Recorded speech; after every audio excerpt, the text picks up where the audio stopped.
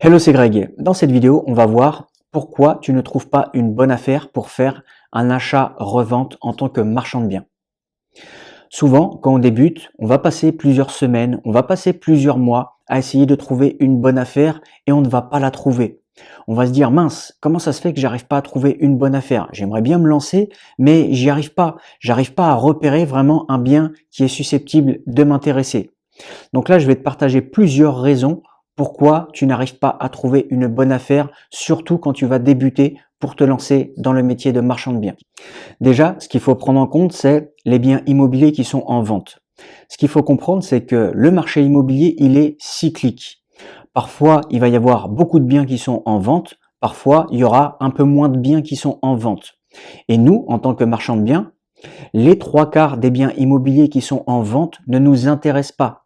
Ce qui nous intéresse, nous, pour faire vraiment un achat-revente, c'est à peine 1% des biens qui sont en vente. Donc déjà, ça, c'est une des premières raisons.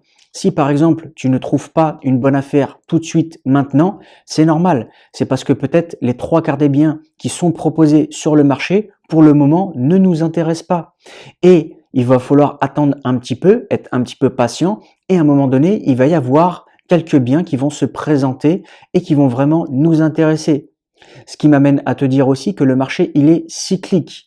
Ça veut dire que de temps en temps, tu as beaucoup de biens qui sont en vente, mais c'est des biens qui sont peut-être pour faire une résidence principale ou peut-être pour faire du locatif et ils ne vont pas nous intéresser, nous, en tant que marchands de biens, pour faire vraiment un achat-revente. Donc, le marché, il est cyclique et ça, il faut vraiment être patient. C'est le marché, concrètement, qui va nous proposer les affaires. Et après, bien sûr, c'est à nous aussi de les repérer. Une autre chose aussi qui va faire qu'on met un petit peu de temps à trouver une bonne affaire, c'est que parfois, on veut essayer vraiment de trouver l'affaire du siècle. Je t'avouerai que on peut tomber parfois sur une très très bonne affaire, mais il n'y en a pas non plus 36 000. Il y a de bonnes affaires, mais il ne faut pas non plus attendre l'affaire du siècle pour pouvoir se positionner sur un projet. Si vraiment tu veux vivre de ta société de marchand de biens sur le long terme, tu vas te positionner sur des projets, mais ça va pas être à chaque fois l'affaire du siècle. Donc ça, il faut le prendre en compte aussi. Et une autre chose, c'est que aussi souvent quand on débute, on peut être un petit peu réticent, on peut avoir un petit peu peur de se positionner parce que on va se poser des questions, on va se dire est-ce que ça c'est vraiment une bonne affaire? Est-ce que je fais mes bons calculs de rentabilité? Est-ce que au final j'oublie pas quelque chose? Tout ça c'est des choses à prendre en compte qui fait que parfois ça peut nous bloquer pour vraiment prendre une bonne décision et de se positionner sur ce projet. Bien sûr aussi, il y a d'autres critères à prendre en compte. Il y a également aussi ton budget. Quand on débute en tant que marchand de biens, on n'a peut-être pas un budget illimité. Donc, ce que l'on va faire, c'est qu'on va rechercher aussi des petites affaires qui vont correspondre à notre budget. Quand je dis des petites affaires, je vais dire, allez, aux alentours des 100 000 euros. Pour acheter un bien immobilier aux alentours des 100 000 euros, ça reste un petit budget. Et le truc, c'est que des affaires pour nous, en tant que marchand de biens, pour faire un achat-revente et des biens qui sont à 100 000 euros, il n'y en a pas non plus 36 000. Bien sûr, il y en a quelques-uns, mais ça court pas les rues non plus. Donc ça, c'est une autre raison aussi pourquoi tu ne vas pas trouver une affaire intéressante pour faire un achat-revente.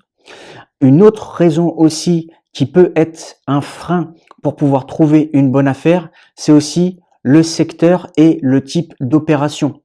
C'est-à-dire que si par exemple tu as un petit budget et que tu recherches un achat pour faire achat, rénovation, revente, eh bien peut-être que en ce moment, dans ton secteur, il n'y a peut-être pas des affaires comme ça. Peut-être qu'il y en a dans d'autres secteurs, mais qui n'est pas le tien. Et ça, il faut le prendre en compte. Imaginons par exemple, tu voudrais te positionner sur une opération de division parcellaire. Eh bien peut-être que il y a des affaires comme ça qui se proposent à toi sur le marché, mais malheureusement, tu n'as peut-être pas le budget nécessaire ou aussi également les connaissances nécessaires pour réaliser ce type d'opération. Donc tu vois, tous ces critères, c'est des critères à prendre en compte. Et d'un côté, si on ne trouve pas tout de suite une bonne affaire, c'est normal.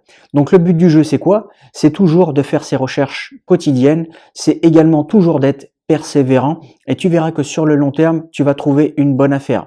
En plus, sur le long terme, quand tu vas développer tes connaissances, quand tu vas aussi développer ton capital parce que tu auras réussi à trouver une bonne affaire ou deux, tu pourras te positionner sur d'autres affaires où par exemple les débutants ne se positionneront pas dessus.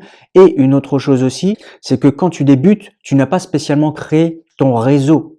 Un réseau qui va pouvoir t'apporter des affaires régulièrement et qui correspond aussi à tes critères de recherche, à ton budget et également au secteur que tu as prédéfini. Donc tout ça, c'est vraiment des choses à prendre en compte. Et une aussi des choses les plus importantes, c'est que quand tu vas arriver aussi à développer ton réseau sur le long terme, tu verras que ce sera beaucoup plus facile pour trouver des bonnes affaires. Et ça, bien sûr, ça met un petit peu plus de temps. Donc si toi aussi, tu veux te former à l'activité de marchand de biens et apprendre toutes les ficelles du métier, n'hésite pas à cliquer sur le lien dans la description. Moi, je te remercie d'avoir regardé la vidéo jusqu'ici et je te dis à bientôt dans une prochaine vidéo. Ciao, ciao!